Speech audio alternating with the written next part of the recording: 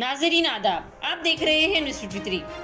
सैयद सलीम की आज चंचलगुड़ा जेल से रिहाई के बाद उनके चाहने वालों ने चंचलगुड़ा जेल के बाहर उनका पुरजोश इस्तकबाल किया और सैयद सलीम ने मीडिया से बात करते हुए एडवोकेट मुजफ्फरुल्लाह खान का शुक्रिया अदा किया।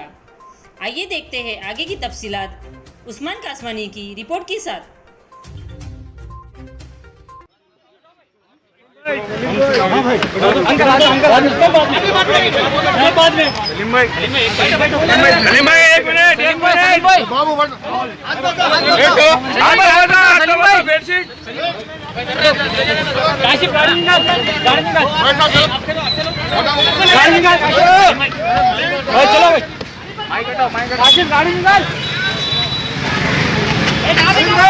सलीम भाई जिंदाबाद।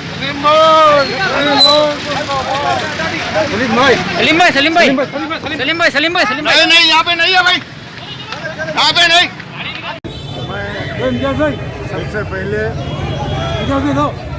हैदराबाद के सबसे सीनियर एडवोकेट जनाब मोहम्मद मुजफ्फरुल्लाह खान साहब का मैं ममनून मशकूर हूँ, जिन्होंने मजलूमों के लिए हमेशा जालिमों के खिलाफ मजलूमों का साथ देते हैं। मुजफ्फरुल्लाह खान साहब, मुझे यकीन था कि मेरा केस मुजफ्फरुल्लाह खान साहब मुझे बरी करवाएंगे।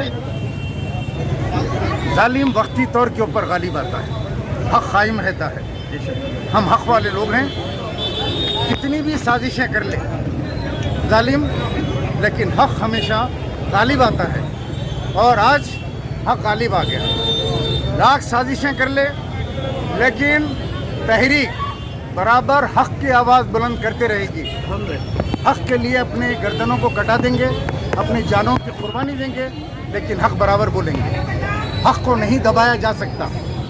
आप दवाखाना आपका, सीन आपका, डॉक्टर आपके, साजिश आपकी, पुलिस आपकी, हर चीज़ बनी बनाई हुई प्लान करके जो है इस तरीके से मुझे और मेरे एक साथी रिपोर्टर सुभान साहब को भी आज से 3 साल पहले एक कत्ल के मुकदमे में हमको मुलविस किया गया। हम जेल काट चुके, लेकिन राह हक से हमने मुंह नहीं मोड़ा। वो मुकदमा चल रहा है, कहाँ कत्ल हुआ हमको नहीं मालूम, लेकिन हमको उसमें डाल दिया गया 3 साल पहले। और अभी भी एक साजिश के तहत रात के वक्त घर पे पुलिस और गुंडे गैर समाजी अनासिर घर पे हमला करते हैं पुलिस के साथ, और उसके बाद गिरफ्तार करके ले जाते हैं। सारा तमाशा आप लोगों के सामने है।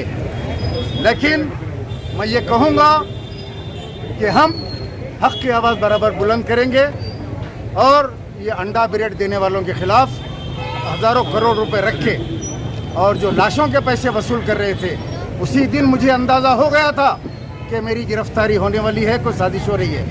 8 लाख रुपए जो श्री सलम के पास के एक आदमी के 16 लाख रुपए असरा दवाखाने में बिल हुई, 8 लाख रुपए वसूल करे।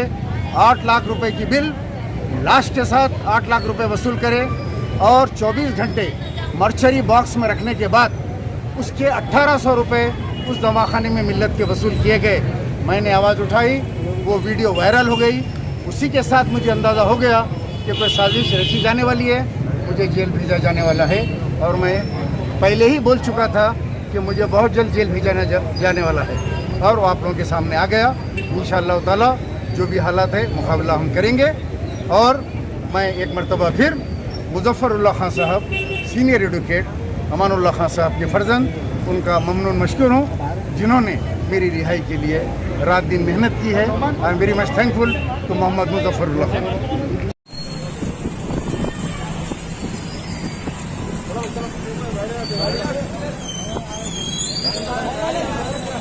अरे बेटा हटो बेटा।